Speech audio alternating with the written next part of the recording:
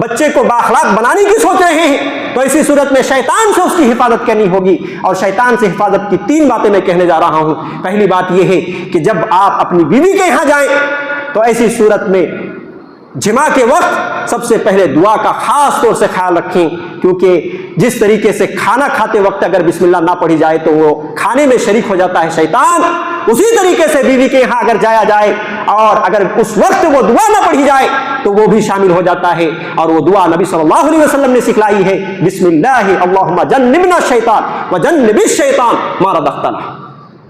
یہاں شیطان سے حفاظت بھی مانگ لی گئی، اور جو کچھ اللہ رب العالمین اس عمل سے رزق دے گا یعنی اولاد کا رزق دے گا تو اللہ رب العالمین سے یہ دعا بھی مانگ لی گئی کہ اس اولاد کو شیطان سے حفاظت کر اللہ. ایک بہترین دعا ہے، اور اس موقع پر اگر بھول جاتے ہیں آدمی اور پڑھتے نہیں ہیں یا یہ کہ یاد ہی نہیں ہے تو یاد رکھیے کہ شیطان بھی ایک طرف شامل ہے، آپ بھی ایک طرف شامل ہیں. معزز سامعین، دوسری چیز شیطان سے بچنے کے حوالے سے اور اپنی اولاد کی تربیت کے حوالے سے یہ ہے کہ آپ جب بچے کا مرحلہ ہے مغرب کے فوراً بعد سورج جب ڈوب جاتے ہیں اس وقت بچے کو باہر کھیلنے نہ دیں، گھر میں داخل کر لیا کریں. اللہ کے نبی صلی اللہ علیہ وسلم کی یہ رہنمائی موجود ہے. اللہ کے نبی صلی اللہ علیہ وسلم نے منع کیا ہے اس موقع پر اپنے بچوں کو گھر سے باہر چھوڑنے، بلکہ یہ حکم دیا ہے نبی صلی اللہ علیہ وسلم نے کہ گھر سے اندر کر دیا جائے، بسم اللہ کہہ کر کے دروازہ لاک کر دیا جائے.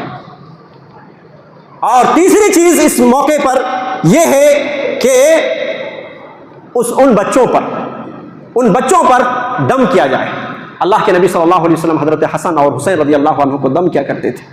اعیذکما بکلمۃ اللہ التامہ من کل شیطان وہامہ ومن کل عین لامہ. اللہ کے نبی صلی اللہ علیہ وسلم یہ دعا پڑھتے تھے.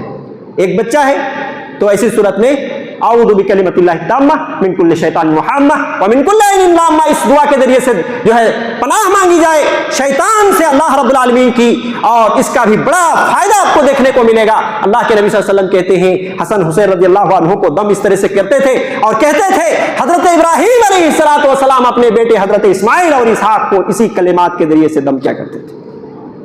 بہت عظیم دعا بھی ہے. لہذا یہ 3 باتیں یاد رکھی جائے شیطان سے بچنے کے حوالے سے.